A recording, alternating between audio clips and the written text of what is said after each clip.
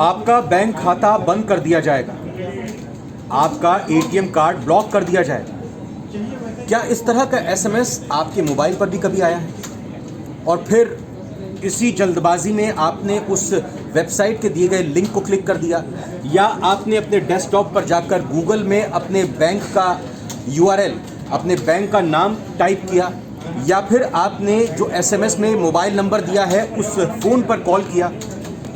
जी हाँ, अगर आपने ऐसा पहले किया है तो आगे कभी मत कीजिएगा। आगे आपको ऐसा कभी नहीं करना है। ऐसा हम क्यों कह रहे हैं, उसके लिए आपको हमारी ये पूरी स्टोरी देखनी होगी।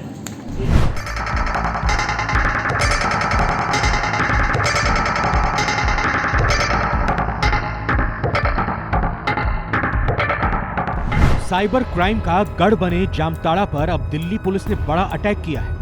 दरअसल जी बिहार झारखंड पर डिजिटल डकैत खबर को प्रमुखता से दिखाने का अब असर दिखने लगा है। दिल्ली पुलिस ने ऑपरेशन साइबर प्रहार पार्ट 2 के तहत जामताड़ा गैंग के 14 आरोपियों को गिरफ्तार किया है। इसमें साइबर क्राइम का रॉकस्टार और मास्टर जी भी शामिल है। जी हाँ, आप सोच रहे होंगे कि ये रॉकस्टार और मास्टर जी कौन है? तो आइए जी बिहार झारखंड के डिजिटल प्लेटफॉर्म पर अब आपको डिटेल में बताते हैं रॉकस्टार और मास्टर जी की इनसाइड स्टोरी। दरअसल साइबर क्राइम का गढ़ बने जामताड़ा में बीते दिनों साइबर क्राइम का बड़ा खेल सामने आया था। अब इस मामले में दिल्ली पुलिस की साइपेड यूनिट ने सीधे भाषा में कहें तो साइबर यूनिट ने बड़ी कार्रवाई की है। पुलिस ने इस मामले में जामताड़ा गैंग के 14 आरोपियों को गिरफ्तार किया है। इसमें गैंग के किंग पिन यानी मास्टरमाइंड अल्ताफ अंसारी और गुलाम अंसारी की भी गिरफ्तारी की है।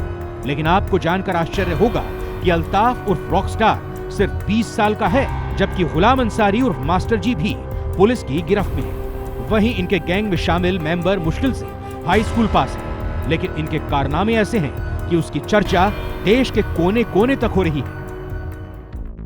इनके अपराध का खेल इतना बड़ा था कि चीटिंग की कमाई से अल्ताफ अंसारी ने आलीशान कोठी बना रखी है। 2 से 3 लग्जरी कार भी इसके पास है। पुलिस की माने तो बंगाल भागने की फिराक में था और करीब 100 किलोमीटर पीछा करके उसकी गिरफ्तारी हुई है। अब आपको बताते हैं कि यह गैंग कैसे लोगों को अपने जाल में फंसाता है। दरअसल गैंग के किंगपिन रॉकस्टार ने अपनी कई टीम बना रखी हैं। ये टीमें अलग अलग काम करती हैं। टीम के 2 से 3 मेंबर कॉलर के रूप में काम करते थे। उनका काम सिर्फ कॉल करना होता था। दूसरी टीम का काम डेटा मुहैया कराना होता था, तो तीसरी टीम का काम बैंक के कामकाज को देखना होता था।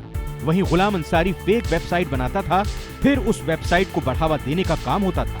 इसके लिए उसे 40 से 50 हजार रुपए दिए जाते थे। पुलिस के मुताबिक गैंग यूपीआई के जरिए फ्रॉड करता है, जिसमें लोगों को केवाईसी या सिम ब्लॉक करने के नाम पर धोखाधड़ी की जाती थी। लेकिन अब टेक्निक बदल गई है। अब ये साइट बनाकर बल्क में एसएमएस भेजते हैं, जिसमें बैंक तक की फर्जी साइट बना लेते थे। और जैसे ही कोई शख्स गूगल पर बैंक से जुड़ी जानकारी सर्च करता था, ये तुरंत फेक वेबसाइट पर चला जाता था और वहां नंबर पर फोन करने पर आपकी बैंक से जुड़ी अहम जानकारियां आरोपी तक पहुंच जाती थी।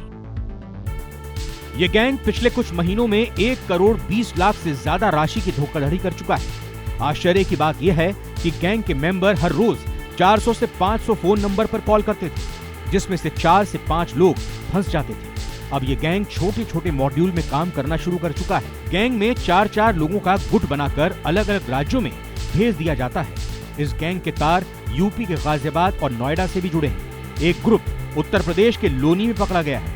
वहीं दिल्ली से सटे मेवात इलाके में भी गैंग एक्टिव है। यहाँ प्रधानमंत्री मातृ वंदना योजना के नाम पर आंगनवाड़ी वर्कर के साथ धोखाधड़ी की जाती है और उनसे 1.5 से 2 लाख की कमाई कर रहे थे। गैंग ने सैकड़ों से ज्यादा की तादाद में फर्जी वेबसाइट बनाकर रखी है, जिसके जरिए लोगों के साथ धोखाधड़ी का खेल हो रहा है। पुलिस की माने तो अब तक 9 राज्यों में इस तरह के कुल 36 मामलों का खुलासा हुआ है। साथ ही अब पुलिस को इनके उन साथियों की तलाश है जो अब भी दूसरे राज्यों में काम कर रहे हैं। आपको हमारी ये वीडियो कैसी लगी, हमें कमेंट करके जरूर बताइएगा। साथ ही इसको ज्यादा से ज्यादा शेयर कीजिएगा। मिलेंगे फिर किसी अन्य खबर के साथ, तब तक देखते रहिए जी बिहार झारखंड। धन्यवाद।